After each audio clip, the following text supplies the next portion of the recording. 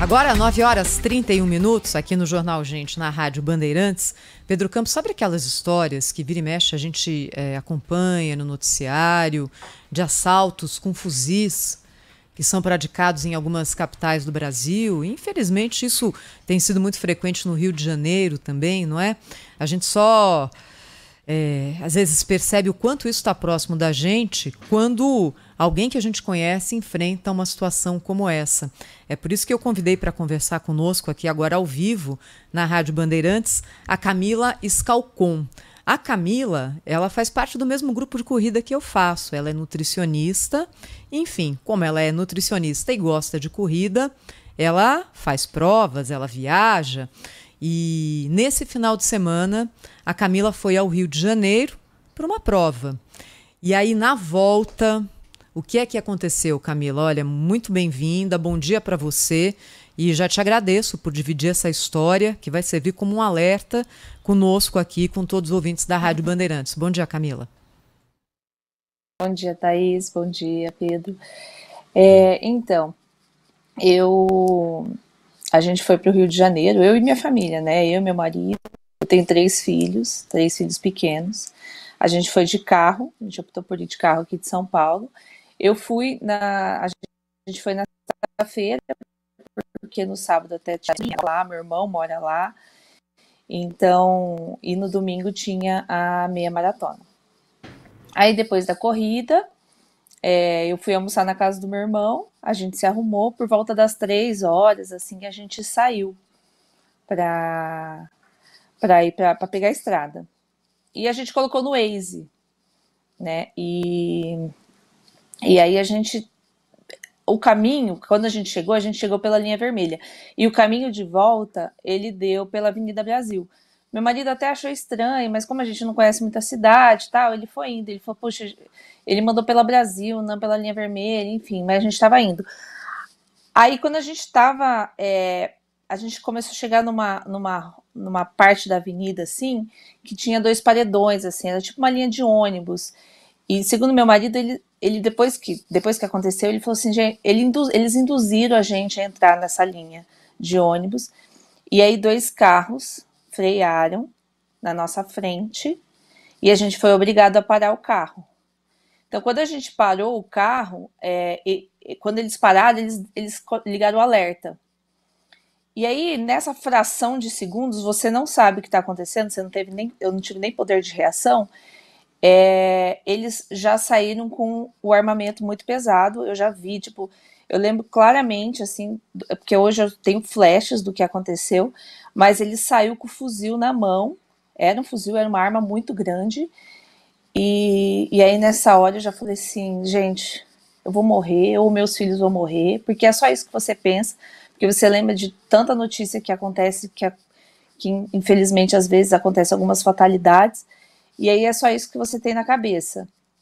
No momento, assim, eu deixei de ser totalmente racional, eu entrei no modo automático, né? Eu estava com o celular na mão, meu primeiro reflexo foi colocar o celular dentro da roupa, eu abri a porta, e meu marido também abriu a porta, e eu fui para trás pegar o meu filho. Quando eu peguei o meu filho, eu acabei pegando a bolsa das crianças, né, que tinha mamadeira, fralda, essas coisas, acabei pegando, mas ele arrancou da minha mão, e aí nisso eu fui pro lado da porta de trás do meu marido para tentar pegar as minhas filhas, porque ele pegou 2, e aí meu marido, assim, foi Camila, muito rápido, graças a Deus. Camila, que idade tem as crianças? Ó, a minha filha mais velha tem 6, e os meus gêmeos têm 2 anos. E aí estavam vocês então, 5 assim, no carro no momento em que chegaram esses assaltantes com fuzis na Avenida Brasil, domingo à tarde, lúcido na dia Avenida no Rio de Brasil. Janeiro, né? Isso, 3 horas da tarde,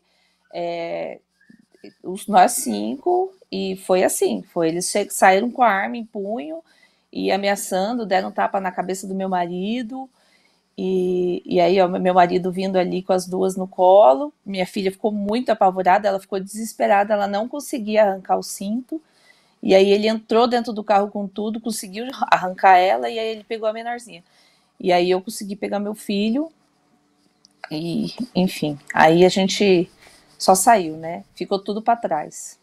Eles arrancaram nossos relógios, arrancaram tudo.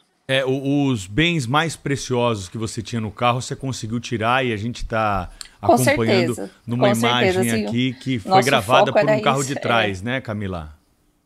isso, foi esse cara, inclusive foram eles que ajudaram a gente, né, eles levaram a gente até um posto de gasolina. Eles perceberam que estava tendo alguma É, coisa estranha e começaram a gravar com o celular.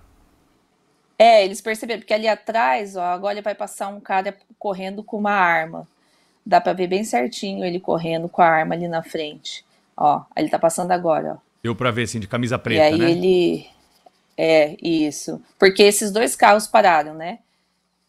Então, daí agora eles aceleram e sai. Esse cara de vermelho que tá passando, ele abandonou o carro dele, ó. Ele abandonou o carro dele e saiu andando. Porque eles perceberam na hora que era um assalto, né? Olha lá, ó. Ele passando. E aí, o que ficou no seu carro? O que eles levaram? Puxa. Ó, tinha a minha bolsa, tava lá com a minha carteira, eu tinha uma bolsinha com algumas joias que eu levei para usar durante o final de semana,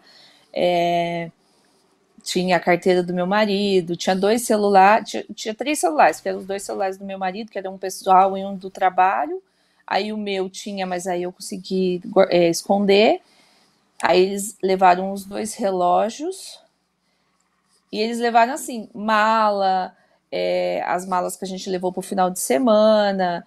Eu tentei pegar a bolsa dos bebês, que era a única bolsa que tinha fralda, chupeta, essas coisas, né? E carrinho, as cadeirinhas, tudo foi embora. Não sobrou nada. Camila, e aí vocês se viram no meio da Avenida Brasil, com 3 crianças, sendo 2 de colo e só a roupa do corpo, não é? O que vocês fizeram? Só, eu saí até descalça, porque assim, eu tava até sem o tênis, né, como eu tinha corrido, fiz até umas bolhas no meu pé, então eu fui com o tênis embora, mas eu tava até descalço, meus filhos estavam descalços, o único que tava de sapato era o meu marido, né, e a gente saiu. Olha, Thaís, por incrível que pareça, eu estava extremamente calma, nessa hora que aparece eu vindo com ele, eu estava respirando aliviada, porque eu tinha saído daquela situação. Então, assim, para mim, naquele momento, eu não tinha nenhuma preocupação. A minha única. Era só a sensação de alívio de ter saído dali, da mira, da arma deles, sabe? E era só isso que eu sentia. Foi tão rápido, e aí, assim, como a gente já começou a chegar ali perto daquele carro, eles já chamaram a gente. Era um carro, inclusive, eles estavam cheios de gente, acho que tinha umas 5, 6 pessoas dentro do carro, mas eles falaram: não, entra aqui, aí a gente entrou. E dentro do carro. Nisso eu já liguei para a polícia do meu celular, já passei todas as informações. Era bem perto de bem perto da favela da Maré aí. Então, e aí depois a gente conseguiu ver na localização que eles estavam dentro da favela já com as coisas. História. Como é que vocês voltaram para São Paulo, Camila? Então, aí na verdade, nesse dia eu liguei pro meu irmão, né? Meu irmão é do Rio, ele foi me buscar. A gente tentou voltar de avião, mas não deu certo. Aí a gente alugou um carro. E chegamos ontem à tarde. Camila, eu imagino, né, e todos nós aqui que estamos acompanhando o seu depoimento, o que a pessoa, a sensação de impotência, né, depois de uma situação como essa, um fim de semana planejado no Rio de Janeiro, com a família, e aí o desfecho dessa maneira. Como que você se sente depois que a adrenalina baixou, depois que você viu que seus filhos estão bem do seu lado, que você conseguiu salvar aquilo que você tinha de mais importante dentro do carro? Mas qual que é o sentimento agora, assim, tendo que ligar para banco, cancelando o cartão, fazendo conta do prejuízo que você tinha dentro do carro? Assim, rola um trauma, né? Tem um trauma que, tipo, as 2 primeiras noites foram muito difíceis, que a gente não conseguia dormir, assim, tipo, sabe, quando você fecha o olho, vem a imagem do cara saindo do carro com a arma na mão. E aí você ligando pra polícia, a polícia meio que não tem o que fazer, eles estão dentro da favela, a gente não vai entrar lá. Eu ouvi isso, a gente ouviu isso, falando que eles não iam entrar na favela, porque eles não têm efetivo para entrar na favela, porque é muito perigoso a favela da Maré. E aí você começa, agora que você está em casa, que a adrenalina baixou, por incrível que pareça, eu corri uma prova de 21 quilômetros, que assim, quem é corredor sabe que você vai ficar dolorido. Eu não fiquei dolorida, eu não fiquei. Porque a adrenalina foi tão grande que, assim, eu não sei, tipo, meu corpo inteiro, assim, não reagiu, eu não tive dor muscular nenhuma. Então, assim, agora que vai abaixando e você vai contabilizando, lógico, tipo, hoje de manhã eu fui tomar banho, fui secar o cabelo, cadê meu secador? Não, meu secador estava lá.